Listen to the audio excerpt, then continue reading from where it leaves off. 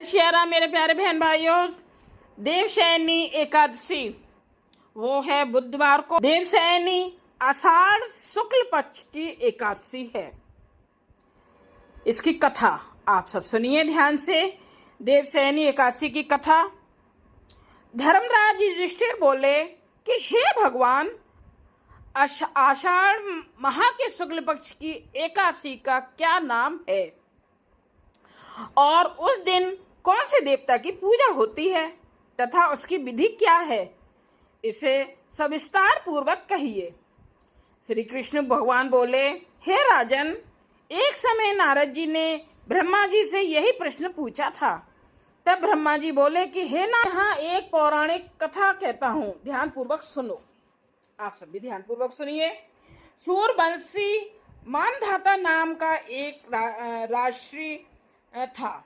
एक समय उस राजा के राज्य में 3 वर्ष तक जल नहीं बरसा, जिससे राज्य में अकाल पड़ गया और प्रजा अन्न की कमी के कारण अत्यंत दुखी रहने लगी।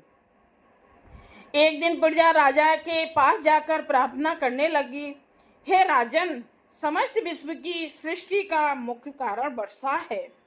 इसी वर्षा के अभाव से राज्य में अकाल पड़ गया है और अकाल से प्रजा मर रही है। हे राजन, आप कोई ऐसा उपाय बताइए जिससे हम लोगों का दुख दूर हो। इस पर राजा मानधाता बोला कि आप लोग ठीक कह रहे हैं। वर्षा से ही अन्न उत्पन्न होता है और वर्षा न होने से आप लोग बहुत दुखी हैं। राजा के पापों के कारण ही प्रजा को दुख भोगना पड़ता है। मैं बहुत सोच विचार कर रहा हूँ, फिर भी मुझे अपना कोई दोष नहीं दिखाई दे रहा है। मैं आप लोगों के दुख को दूर करने के लिए बहुत यत्न कर रहा हूँ।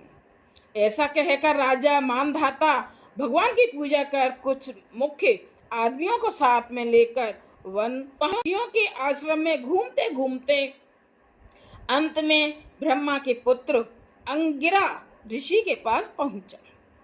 वहां मुनि अभी नित्य कर्म से निवृत्त हुए थे।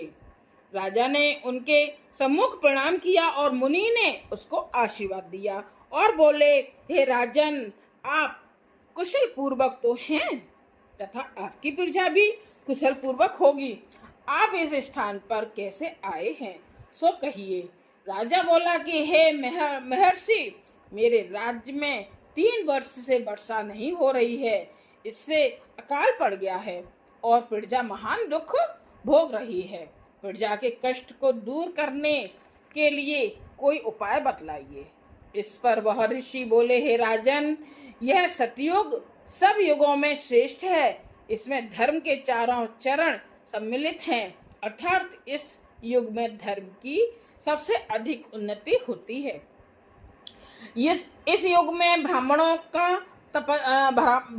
तपस्या करना, वेद पढ़ना ही मुख्य अधिकार है। परंतु आपके राज्य में एक शूद्र इस युग में भी तपस्या कर रहा है। इस दोष के कारण आपके राज्य में वर्षा नहीं हो रही है। यदि आप प्रजा का भला चाहते हैं तो उस शूद्र को मार दीजिए। इस पर राजा बोला कि हे मुनीश्वरों, मैं उस निरपराध तपस्या करने वाले शूद्र को नहीं मार सकता। आप इस दोष से छूटने का कोई अन्य उपाय बताइए। तब ऋषि बोले, हे राजन, यदि तुम ऐसा ही चाहते हो तो एकादशी का विधि पूर्वक व्रत करो।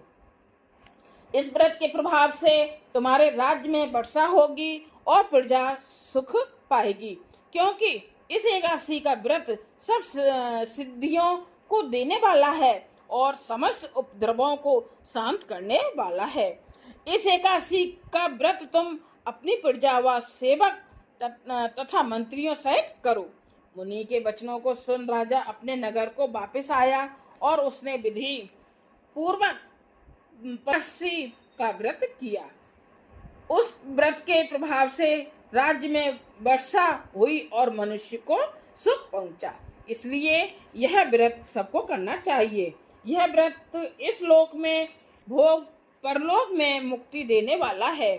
इसकी कथा पढ़ने व सुनने से मनुष्य के सब पाप नष्ट हो जाते हैं। इस एकादशी को देवशयनी एकादशी भी कहते हैं और इस व्रत को करने से विष्णु भगवान प्रसन्न होते हैं।